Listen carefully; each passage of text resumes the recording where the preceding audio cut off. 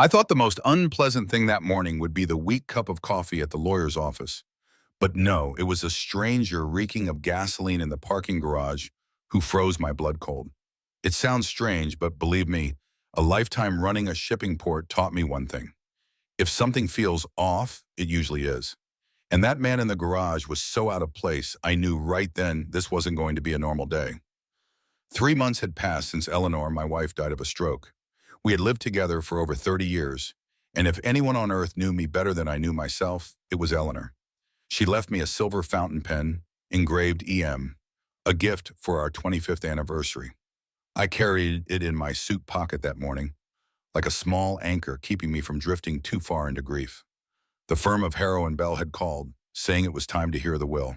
According to the old agreement, everything of Eleanor's would go to me, and after I passed, to Mark, our only son, and his family. I knew every line of that will because Eleanor and I had written it together at our kitchen table one rainy Seattle night. She never trusted other people to make decisions for us. "Everything must be clear, Dan," she used to say, "so later you won't be dragged into their little cat and mouse games. But life loves its cruel jokes. And that morning, it chose to test me with a classic trick that always works. A stranger's warning just as I touched the car door. "Don't start the engine," his rough voice echoed through the damp underground garage. "Your daughter-in-law is setting a trap." I froze. He stood a few steps away, thin frame, ragged coat full of holes, shoes covered in street dust. The smell of oil and mildew clung to him like he had just walked out of an abandoned machine shop. His hair was matted, his eyes shadowed. But what struck me wasn't his appearance. It was his stare. Bright, urgent, nothing like the glassy look of a drunk or a madman. I leaned against my car, arms crossed. "Good," I said, lacing my voice with sarcasm. "This morning I wanted to hear another prophecy. The last one came from the broken coffee machine." He didn't laugh. "I know this sounds crazy, but trust me. Tessa is working with Harrow and Bell to change the will. They'll say you're no longer competent. They have fake medical records, forged signatures, and even false witnesses." I studied him.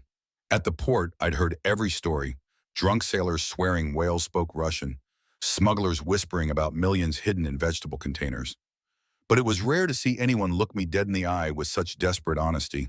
"Why should I believe you?" I asked calmly. "Because I used to work at Harrow and Bell. Jonah Price, paralegal, 12 years.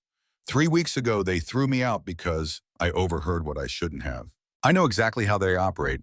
I know the scheme they're setting up to erase you from Eleanor's will." Hearing Eleanor's name from his mouth hit like a punch to the chest. My hand clutched the silver pen in my pocket until my fingertips went numb. "Tessa wants to set up a trust. Make Mark the trustee. They'll drip you a small allowance, but they'll control the rest." Jonah lowered his voice. "You're not incompetent.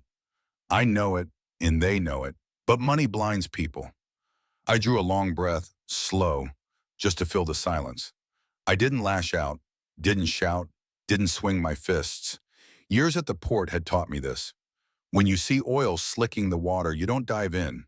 You watch, you record, and then you move. I studied Jonah and said, "If you're trying to scare me for a few bucks, you picked the wrong man. But if you're telling the truth, you've just put yourself in danger." He gave a thin smile. "I have nothing left to lose. But I owed Mrs. Eleanor's husband something. He once showed me kindness, unlike the rest, and I won't stand by while they reduce you to a senile man on paper." Maybe he was lying. Maybe not. But in those eyes, I saw enough truth to make me listen. I opened the car door and turned toward an invisible lens, toward you, the ones hearing this story. If you've ever been doubted, stripped of your abilities, just because someone wanted money, then you understand what I felt. My blood turned to ice, but my mind grew sharper than ever. Seattle was damp, but I needed to know how far this game had already gone. Tell me where you're watching from. New York, Texas, or halfway across the world. Don't hold back, because this story isn't just mine. It could be anyone's. Jonah stepped back, his eyes still locked on me. "Don't sign anything today," he said, voice heavy as a church bell. I gave a small nod and shut the car door. The engine stayed silent, but inside me, another machine roared to life. Suspicion.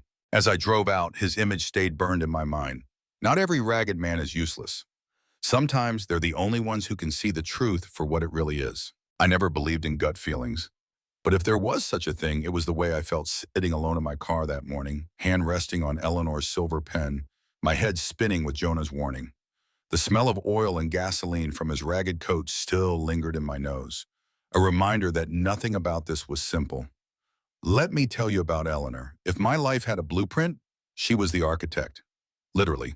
She was a city infrastructure architect, the kind who turned lifeless drafts into parks, bridges, plazas where Seattle still walks today. And me, just a port manager who knew how to control cranes but could never plant sunflowers in a straight line. We were laughably different, yet we fit together like two Lego pieces no one believed existed until they clicked. I remember a drizzly night 3 years ago. We sat at the kitchen table, the corner chipped from when Mark once played with a power drill as a kid. Eleanor opened her laptop. I spread a pile of papers, and we decided to write a will. Not out of gloom, but because she was relentlessly practical. Dan, she said, her voice serious but teasing, you drive like a NASCAR racer on I-5. One day if you disappear, I don't want Mark fighting relatives for this house. We mapped out every detail from bank accounts to her mother's old piano. The final decision was clear. Everything to me. And when I passed, everything to Mark. No loopholes, no second meanings, no room for lawyers like Harrow and Bell to feast. I still remember Eleanor signing the printed copy with that silver pen, the one engraved EM. I used to joke it meant eat more because of her sweet tooth, but really it was her name. Silver pen, steady hand, firm signature. That was how she sealed trust between us. And now, just 3 months after she was gone, some ragged stranger claimed people were plotting to brand me incompetent and steal it all. If Eleanor were alive, she'd smirk. See, I told you, there's always someone lurking outside the door. Mark, my son, 32 years old, had a pride as fragile as cheap glass. He ran an ad agency downtown, an office covered in so-called modern art that looked like spilled coffee stains. Good with slogans, terrible with money. Clients unreliable, contracts unstable. And Mark always believed the next big deal would fix everything. Sound familiar? Yes, exactly like drunk sailors swearing the next shipment would make them rich. And Tessa, my daughter-in-law, was another story. If there were a gold medal for smiling at the right time, she'd already own it.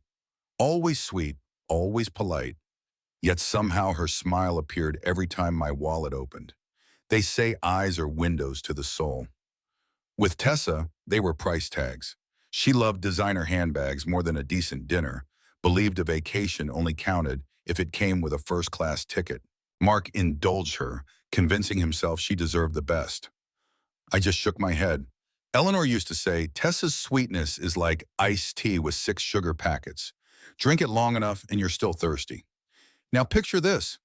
With 2 people like that, drowning in debt and burning through money, a will that left everything to me must have burned like salt in a wound. A trust fund with Mark as trustee, justified by saying I'd lost my mind, sounded noble on paper, but was really just oxygen for their lifestyle. The problem wasn't just greed. It was greed wrapped in sugar, disguised in lines like, we only want you safe, Dad. I'd seen plenty of games like that in business. But when it came from your own son and daughter-in-law, it cut differently. Like a midnight ship horn, long and cold, reminding you you're truly alone. Jonah might have been crazy, but he might have been right. And I wasn't about to walk into a room with 3 polished lawyers and a daughter-in-law who spent like a queen without a card to play. So I called Ava Delgado. Ava wasn't like the sleek lawyers at Harrow and Bell. She was Puerto Rican from New York, Eleanor's college friend. Eleanor once told me, if anyone understands law and understands me, it's Ava. They kept in touch for 30 years, Christmas cards and all. Ava went into probate law, wills and estates for a reason she once joked about. Wherever there's money and mourning, there's drama. I texted her, Ava, urgent. Eleanor was right to call you a friend. I think the will is being tampered with.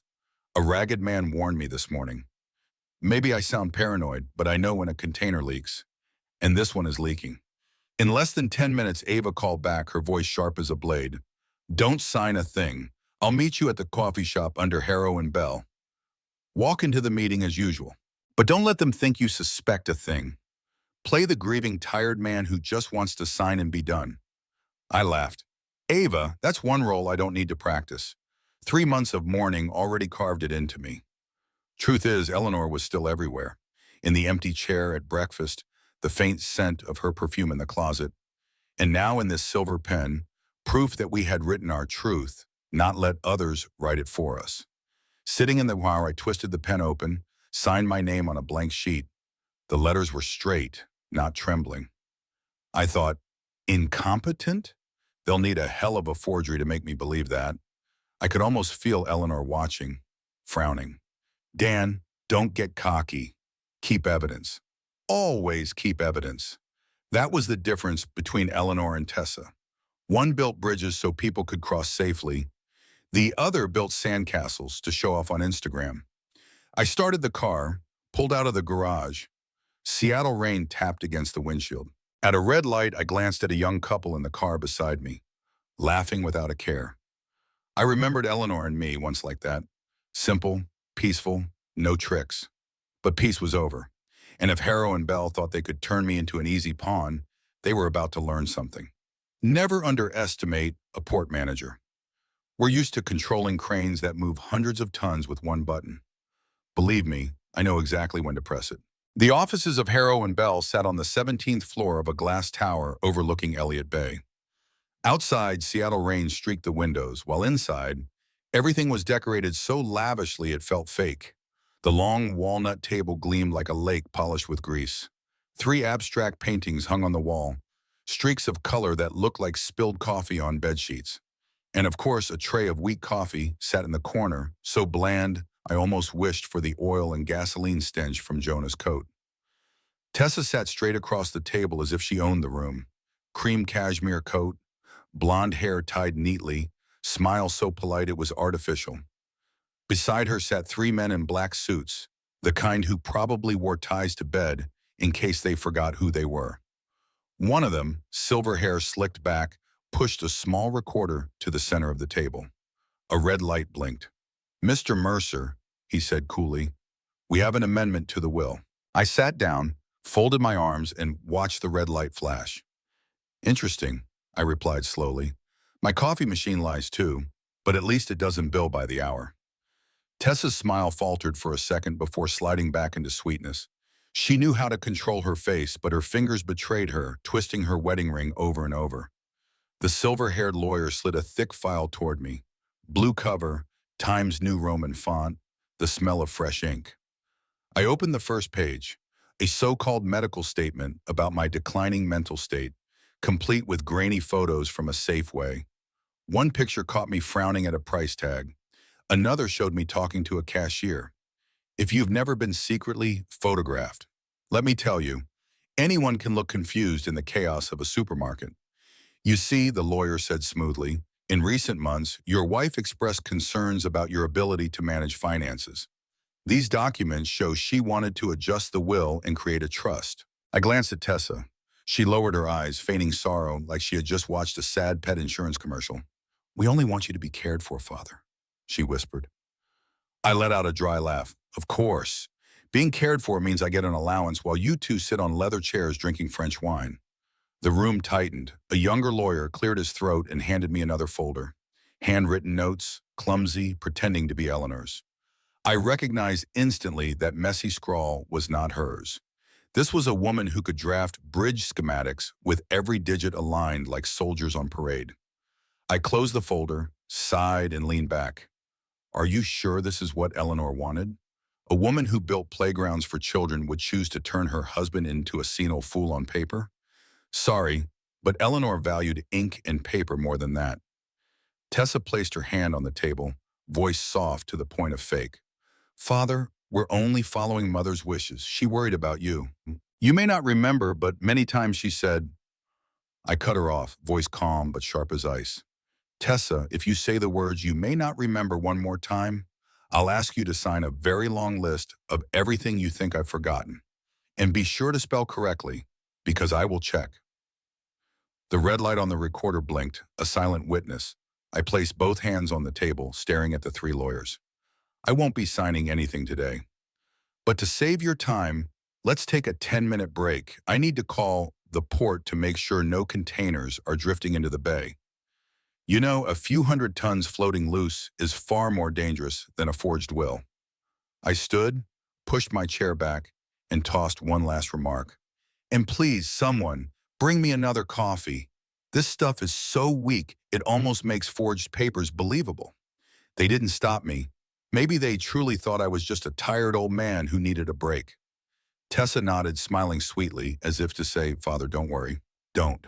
We'll handle it. But I stepped out of the conference room, phone buzzing in my pocket. A message from Ava. Don't sign. I'm downstairs at the cafe. See you in 10. I typed back one line. They're starting to show their hand. When the elevator doors closed, I caught my reflection in the mirror. Slightly wrinkled suit, silver hair at my temples, Eleanor's pen gleaming from my breast pocket. Did I look like the weary old man they wanted me to be? Maybe, but I knew better. I was preparing for a game they never imagined I was still sharp enough to play. The cafe on the ground floor of Harrow and Bell was designed to look warm and modern, but in reality it was nothing more than an expensive version of a hospital cafeteria. Glossy laminate tables, wall art of oversized coffee cups, and baristas who looked like they were counting minutes to lunch break.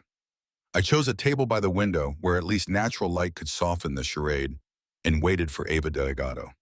She arrived in a gray suit, flats, hair pulled back tight, carrying a file thick as a brick. Ava didn't need an introduction. The way she dropped her bag on the table and looked me dead in the eye already told me she was the kind of woman who knew the law, knew life, and knew how to bend both in her favor. I just looked over the supplement they gave you, Ava said, flipping through the file I'd carried down. Her finger skimmed each page, her eyes sharp. Less than a minute later, she muttered, just what I thought. This isn't a live signature, it's a scanned copy-paste. I've seen this scam 10 times in New Jersey. Same pattern, not a pixel off. Even the forger was lazy. I sipped the coffee, grimaced. At least the forgery woke me up more than this black water.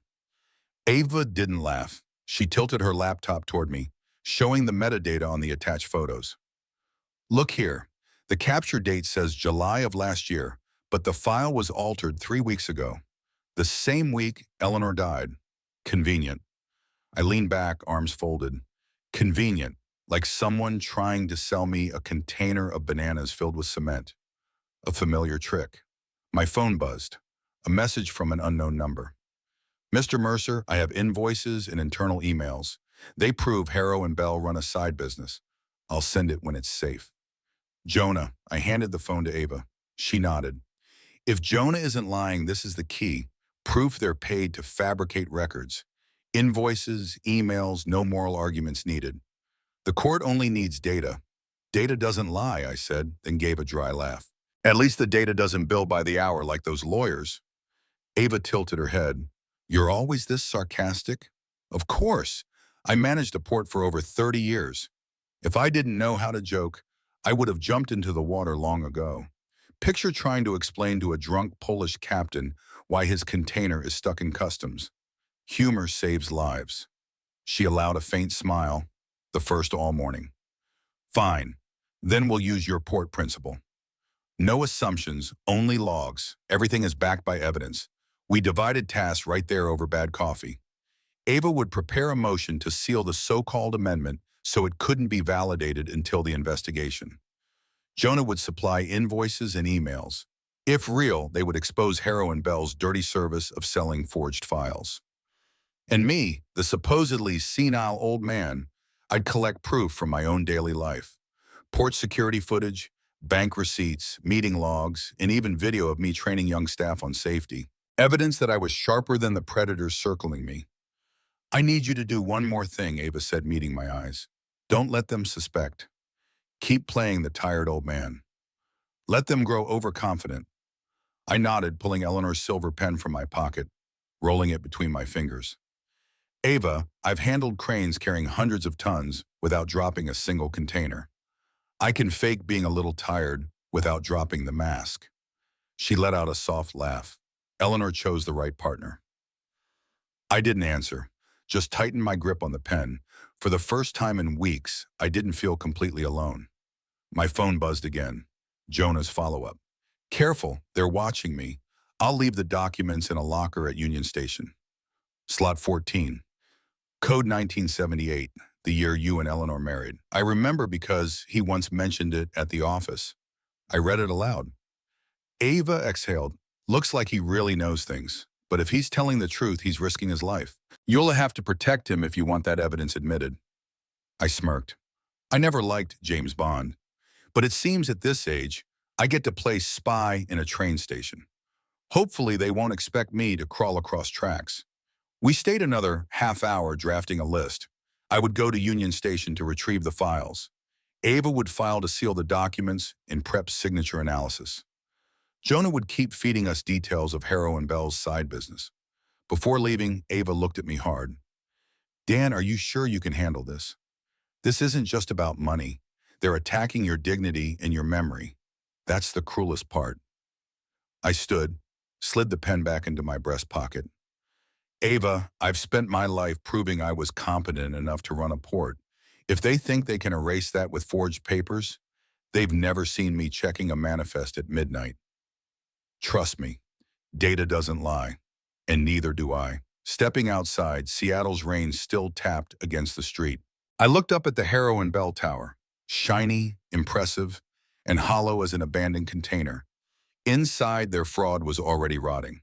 And me, the pitiful old man they thought they could use, had just accepted the most interesting role of my life, the recorder of every trace until the truth crushed them. If you've ever watched a detective film, you know the montage scene. Music pounding, the protagonist racing from place to place gathering clues, then piecing them into a larger picture. Yes, exactly. Except at 54, my montage had no soundtrack, only the crack of my knees and the endless Seattle rain. But results were what mattered. I started where I knew best. The port. They say if you want to prove you're sharp, do what you know best in front of a camera. So I set up a tripod, aimed the lens at me, and began reading aloud the Fort 40-point safety checklist I once forced rookies to memorize before touching a crane. Point 1. Check the brake system. I enunciated each word, pointing at the panel. Point 2. Check hydraulic oil pressure. On and on, steady voice, no stumbles, no lapses. At point 42, I closed with a jab. And the last step, make sure no one from Harrow and Bell is standing behind you with forged paperwork. The camera caught it all. Any judge who watched that tape would see the same thing. If this old man can operate a 100-ton crane, he's not too senile to remember his own son's name. Next, Ava pulled pharmacy records. Eleanor had pollen allergies, so every few months she filled prescriptions. We found doctor notes. Not a single line mentioned concerns about my memory. On the contrary, one entry quoted Eleanor joking with the pharmacist. My husband remembers appointments better than I do. If I forget, he'll stick a note on the mirror. I nearly laughed out loud in that pharmacy, and now they dared to claim Eleanor once worried about me. The dead are brutally honest because they can't be forced to lie. Then came the emails. Eleanor, meticulous as a safekeeper, had sent me a PDF of the will right after we signed. I still kept it in a folder titled Eleanor, Personal. Ava compared the hash value of that file with the original office print. A perfect match. A hash is a fingerprint. You can't alter it without leaving scars, which meant the so-called supplement was nothing but a clumsy overlay. The data spoke for me. Eleanor never changed a word. Meanwhile, Jonah drifted through the story like a noir side character. He called from payphones, voice raw. They fired me for knowing too much, Dan. They didn't want me digging through files. But I still kept the invoices. He met me at Union Station, just as arranged. Locker 14. Inside an old brown envelope. Invoices stamped clear as daylight. An advisory fee, competency dispute. Harrow and Bell had charged clients to advise on how to declare me incompetent. I held the paper up. Jonah gave a tired grin. There's your proof. They'll claim it's internal notes, but trust me, courts love numbers, and these numbers say you weren't the client, but you were still billed. Ava, ever the lawyer, set up a chain of custody on the spot. Every document is numbered, signed, and timestamped. She worked like the FBI was breathing down her neck. I teased her. Ava, I haven't seen this much diligence since Eleanor forced me to clean the garage. Even the mice were shocked. I wasn't idle either. I pulled bank receipts from the last 3 months, all signed by me, bills paid personally. I printed email logs, dozens of messages I'd sent to staff, filled with details, numbers, and times. No senile man writes like container number 4783, unload 0815, match manifest code 92X, double check with customs. Every piece stacked neatly, like containers lined up at the dock. I signed notes beside each with Eleanor's silver pen, careful as if she still whispered behind me. Record it, Dan. Don't let them trick you. One evening as I stacked the files, Ava texted, "We have enough for the first strike. They'll never expect you to keep records this clean." I replied, "At the port, nothing is ever truly clean. But if you inspect long enough, you'll know which container leaks. And trust me, Harrow and Bell are leaking." In the end, what made me laugh most wasn't their clumsy forgeries. It was their belief that I'd signed quietly. They thought I was just another tired old man at the docks, drinking cheap beer and forgetting the day of the week. But I remembered everything, even the way Eleanor frowned each time Tessa bought another pair of shoes she didn't need.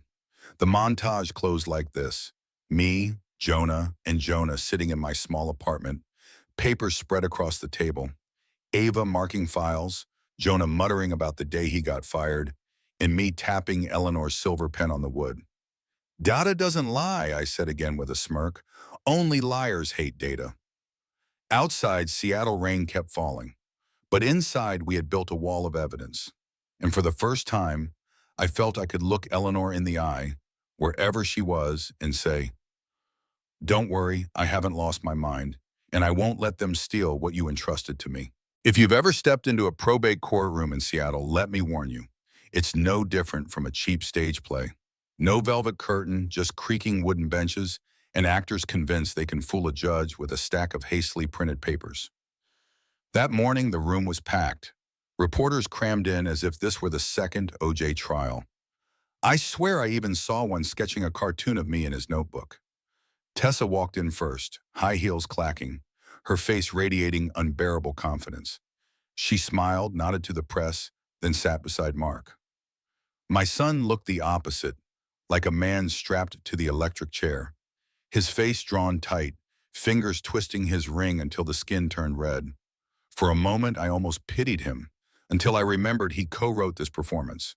Across the aisle, 3 lawyers from Harrow and Bell, straightened ties, open briefcases, and stacked files thick as Russian novels. The silver-haired one I knew too well stood and began. "Your Honor, we present a supplemental will from Mrs. Eleanor Mercer. In it, she expressed concern about her husband, Daniel Mercer, and requested a trust managed by her son, Mark Mercer. We attached psychiatric evaluations and witness testimony." The gallery buzzed.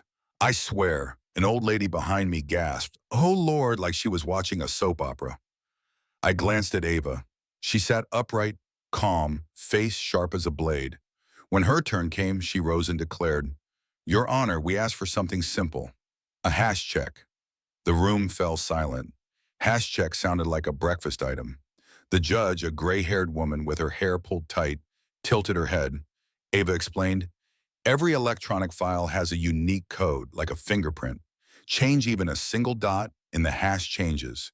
Here is the hash from the original will, saved in Mrs. Mercer's certified email. And here is the hash from the supplement Harrow and Bell filed." She laid the 2 printouts side by side. They didn't match, not even close. First twist. Reporters whispered, flashbulbs popped. I leaned toward Ava, murmuring, "If this were a magic trick, the dove just died in the hat." Tessa's face twitched, though she forced a smile. "Maybe just a technical glitch," she muttered. Mark shot a panicked look at the lawyers.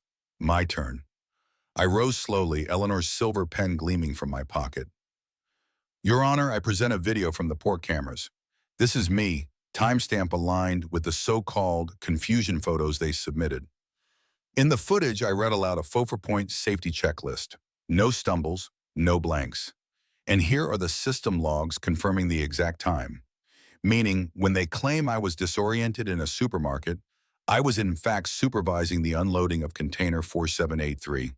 If I were senile, that container would be floating in the bay, and the reporters would have a very different story to cover. The gallery chuckled. Even the judge raised an eyebrow, hiding a smile. Second twist. Their confusion photos now looked like bad Photoshop vacation shots.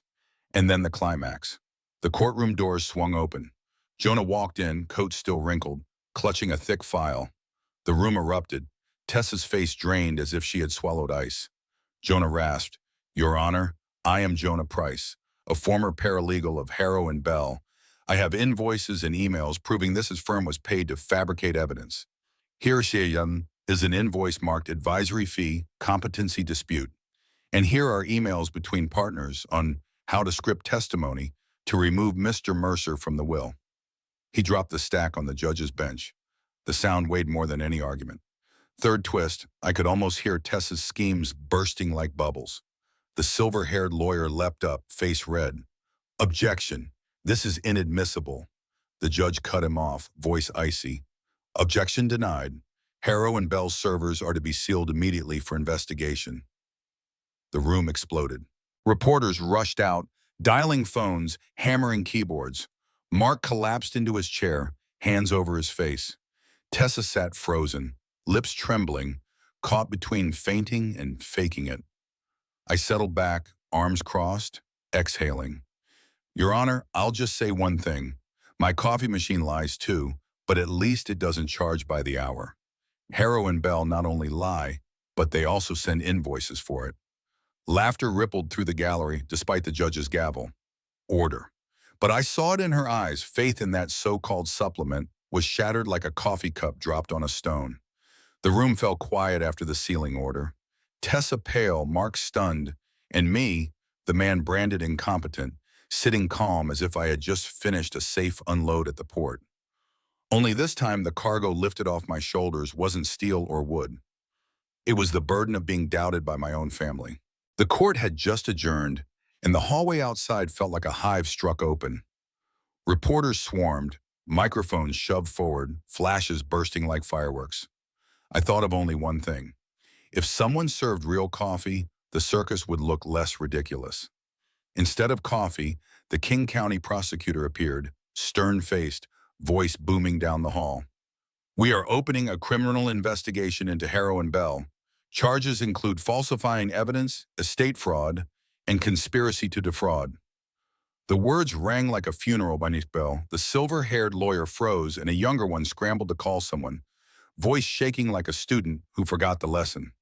And Tessa, my polished daughter-in-law, looked like a model stripped of stage lights, skin pale, lips pressed tight, eyes darting wild. Maybe for the first time in her life, she realized a designer bag has no pocket big enough to hold criminal charges. Mark stood nearby, hands shoved in his pockets, eyes red. I was used to his fake optimism, the smile that whispered everything's fine. But that day, for the first time, I saw his real face. Panic, emptiness, and debts circling like vultures. When the crowd thinned, I found him on a chipped green bench by the courthouse. Not polished wood, just paint peeling from Seattle rain. I sat first, then motioned. He hesitated before lowering himself beside me. We stayed silent for a long time. Buses roared past, pigeons pecked crumbs. I rolled Eleanor's silver pen in my hand, feeling like she too was sitting there watching. Mark finally spoke, voice breaking. I doubted my own father. I sighed and turned to him. "You thought I was weak, senile, unfit to hold the estate, and you let someone else rewrite your father's story." He dropped his head. "I know, but I panicked. My company is drowning in debt. Tessa said it was the only way. I wanted to believe her, because admitting failure felt worse." I laughed, bitter. At the port, when a container cracks, we don't paint over it and pretend it's fine. We open it, throw out the spoiled goods, and learn to pack better next time. You paint it over, and here's the result. Tears streaked his face. "I don't deserve forgiveness." I met his eyes, steady. "Forgiveness, I already gave. But forgiveness doesn't mean paying your debts. You'll have to learn to pay those yourself, and never again use love as an excuse for weakness." He sobbed, like the boy who once fell off a bike and hid the scrape. "I only wanted to make Eleanor proud." I gripped his shoulder. Your mother was proud of the truth, Mark, not velvet-wrapped lies. Today you learned the value of truth in that courtroom when every mask fell. Hold on to it. Keep it. And if you want Eleanor proud, live with enough courage to face the truth even when it hurts. He nodded, eyes wet. I knew his path ahead would be jagged. Debt to pay, maybe divorce, rebuilding a career. But at least today he had woken up. And sometimes waking from illusions is the only start to growing up. In the distance, Tessa emerged, flanked by two officers for questioning. Her pale face, trembling lips, stripped of every trace of arrogance. I watched, no longer angry, only pity. A woman who thought she could build a palace of fake sand, forgetting that the tide always comes. I leaned back, eyes lifted to the gray sky. Seattle rain kept falling. But in that moment, I saw a thin shaft of light. Truth had surfaced, and my family, fractured as it was, still had a chance to relearn honesty. Mark whispered, Dad, thank you for not abandoning me. I patted his shoulder, voice soft as wind. I didn't abandon you, but I won't rescue you from mistakes you chose. You'll have to stand on your own, the way I stood on the docks, no matter the storm. And so we sat there, father and son, on a peeling park bench, letting the rain fall. No more words needed. Sometimes silence is the answer. The final gavel fell with a dry crack. The judge confirmed the original will was fully valid. I, the man smeared as senile, now had complete authority over Eleanor's estate. Funny, just weeks ago, they thought I wasn't sharp enough to remember my own breakfast. Now I stood in court with the certified papers in hand, my mind lit up like the floodlights of a container crane. That night at home, I sat alone in the living room, surrounded by Eleanor's photos. I knew she never cared about who got the money as long as it was used the right way. That's when the idea struck. A scholarship fund. I named it exactly in her spirit, the Eleanor Mercer Scholarship Fund for the children of dock workers.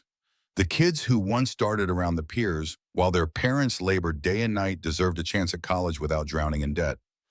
I called Ava that night, my voice still edged with sarcasm.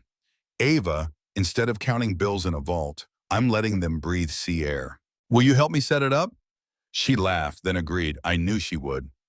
Eleanor once said Ava was one of the rare practical women in law. And Tessa, she took a plea deal, 3 years probation, 600 hours of community service in a soup kitchen where Jonah often volunteered. I don't know if fate has a sense of humor, but the image of her ladling stew for people she once wouldn't glance at felt like a perfect satirical play. I only hope she learned that no Prada bag can hide a stain on the soul. As for Mark, he was still buried in debt. I didn't erase it, didn't hand him money, but I left the door open for coffee, conversation, and lessons in adulthood.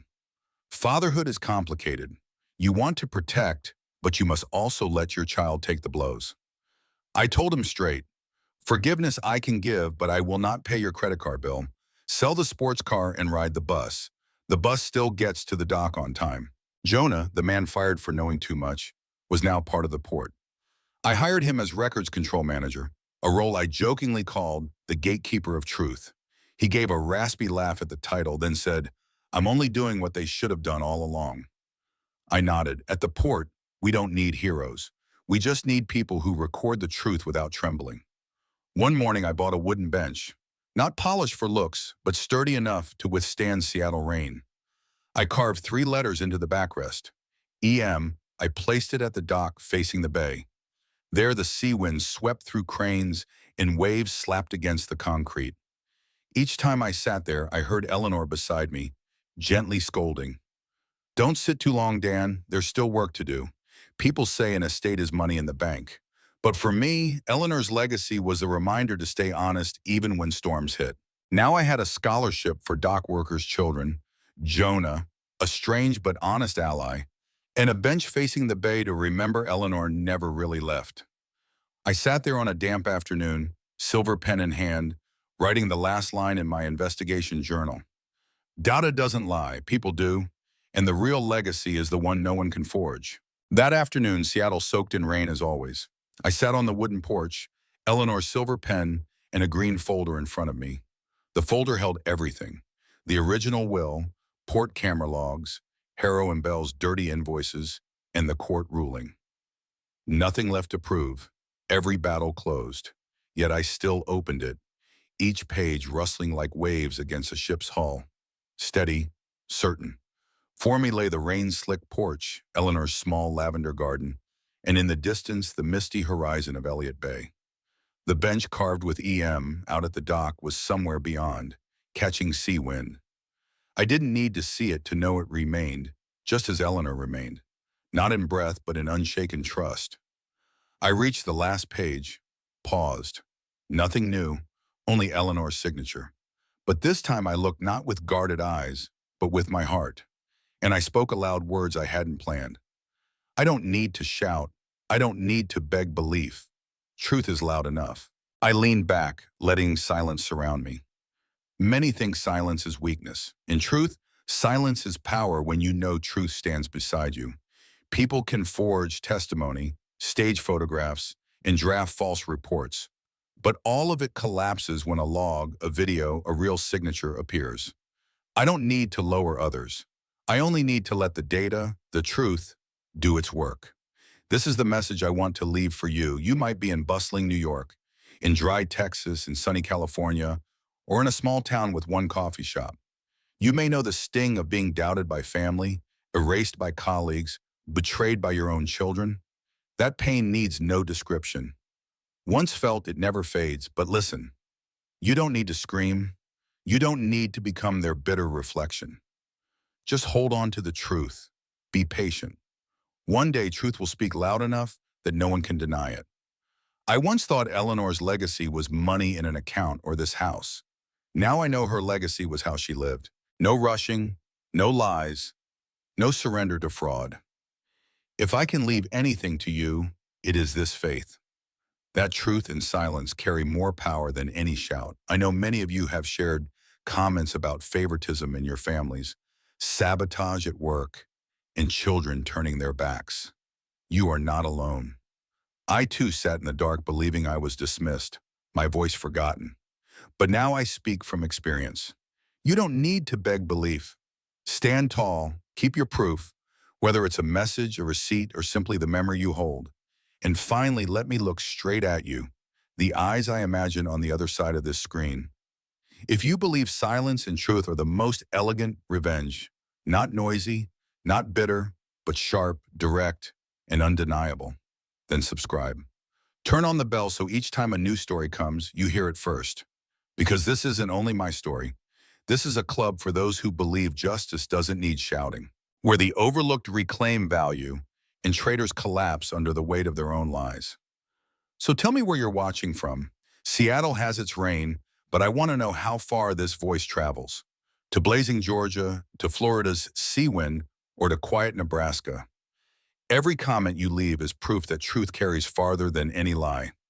I closed the green folder, placed the silver pen on top. Rain still fell on the porch. I smiled, sipped cold coffee, and let the wind move through. My story pauses here, but your stories, the ones you carry, are still unfolding.